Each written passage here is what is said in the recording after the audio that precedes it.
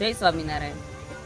અને વડીલ આપણને એમ કહે કે ઢાંકીને હાલવું અને ઢાંકીને રાખવું, તો આ વાત ઉપર કેટલું માન્યતા આપવી એ આપણા ઉપર છે આધાર. તો હું અને ઋતુ મોલમાં જાય છે. ઋતુ જસદણથી ભણીને આવી એટલે એક બહુ મસ્ત મજાના આવા મોલમાં એક લેડી હતા, બહુ મસ્ત એમ, અને કપડાં પણ બહુ મસ્ત પહેર્યા હતા. એટલે મારી ઋતુની નજર એની ઉપર જાય છે કે મમ્મી આ આંટી કેટલા મસ્ત લાગે. મેં કીધું હા બહુ મસ્ત લાગે. તો મેં કીધું થઈ શું ગયું મસ્ત લાગે? તો એમાં હું મસ્ત હોય મસ્ત લાગે. તો મને કે તમે પણ છો. મેં કીધું તો એ કે તમે આવા કપડાં પહેરતા હોય તો, પણ એને શોર્ટ પહેરાતા એટલે મારી ઋતુને ગમ્યું. અને શોર્ટ કપડાં તો આખો હું વિચાર પણ ના કરું, કારણ કે મને શોર્ટ કપડાં ન ગમતા. ગમે એને પહેરાય, આપણે કોઈ વિરોધ નથી, પણ આ તો હું તો મારું કહું. તો મને કહે મમ્મી તમે પહેરતા હોય તો તમે બહુ મસ્ત લાગો. પણ મેં કીધું મારો વિષય જ નથી ટૂંકા કપડાં પહેરો ને હું કઈ રીતે પહેરું.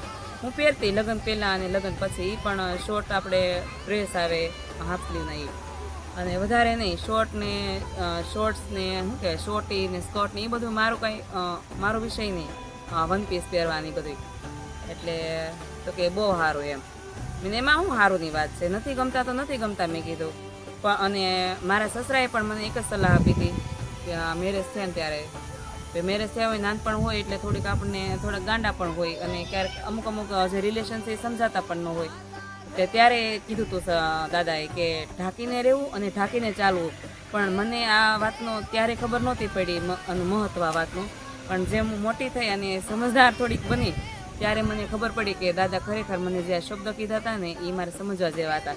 પણ ત્યારે નાનપણ હોય થોડુંક એટલે કંઈ ખબર ન પડે. ત્યારે એમ થતું કે મને આ ટકટક કરે છે, પણ ટકટક નહોતું. એની એક સારી સલાહ હતી.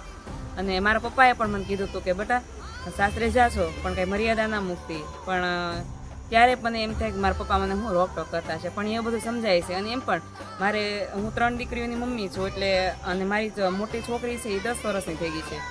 તો એ અવળી મોટી છોકરી હોય એટલે મમ્મીને પણ ધ્યાન રાખવું પડે કે શું પહેરવું, શું ખાવું પીવું, અને ક્યાં જવું, કેમ રહેવું.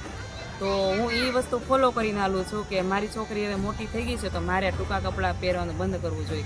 જો ગમે એને પહેરાય, આપણે બધાય નથી કે આપણે દુનિયાને કંઈ સુધારવી પણ નથી. જેને જે બધાની લાઈફ અલગ અલગ હોય. આ તો હું મારું મંતવ્ય કહું કે મારી છોકરીઓ મોટી થઈ ગઈ એટલે મારાથી લગભગ ટૂંકા કપડાં ન પહેરે એવું મને લાગે. તો અને સલાહ પણ સાચી હતી દાદાની. અને હવે મને સમજાણી કે છોકરા મોટા થાય એટલે આ વસ્તુ થોડીક ઓછી કરી નાખી તો સારું. અને અમુક જે શોખ છે એ પણ થોડાક ઓછા કરી નાખવા જોઈએ, જેથી કરીને આપણું જે સંતાન છે એનો ઉછેર પણ એક સારો થાય. અને બસ મને મારી ઋતુ તોય કહી કે મમ્મી તમે પહેરજો ખરા હો, ગઈ ને સ્કૂલે તો મેં કીધું ભાઈ તું માતા જાને હું પહેરીશ, મારે જે પહેરવું છે ને એ જે. અને મને જે નથી ગમતું એ તો કોઈ ન કરે.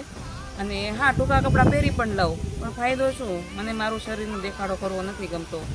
એટલે આપણે કંઈ ટૂંકા કપડાં પહેરવા એવું જરૂરી નથી. ટૂંકા કપડાં પહેરી તો જ સારા લાગે. અને કપડાં પહેરવાની ક્યાં તાણ પણ છે. હવે સાડી નથી પહેરતા તો એની જગ્યાએ ઘણી બધી વસ્તુ આવી ગઈ છે. અને સાડી પહેરી તો આપણી સાંસ્કૃતિક છે એ સાડી છે એ આપણી સંસ્કૃતિ જળવાઈ રહી તો સારું. કારણ કે મને સાડીમાં થોડું ઓછું કમ્ફર્ટ આવે. હા કંઈક પ્રસંગ હોય ત્યારે પહેરી લઈએ તો સાડી લગભગ બહુ ઓછું થઈ ગયું પહેરવાનું. પણ જે બીજી વસ્તુ છે જે હું ફોલો કરું છું ને, દાદાને જે શબ્દ છે કે ઢાંકીને રહેવું અને ઢાંકીને ચાલવું, એ મારા દિલને સ્પર્શી ગયા. એટલે એની જે આ કહેવત છે, મતલબ આ કહેવત જ જેવું થઈ ગયું મારા માટે. તો હંમેશા એ વાત ઉપર જ મોડી અડંગ રહી છું અને રહીશ આગળ જતા. તો તમારે વાત ઉપર શું કેવું જરા કહી દેજો ને, કમેન્ટ કરજો. જય સ્વામિનારાયણ અને રાધે રાધે.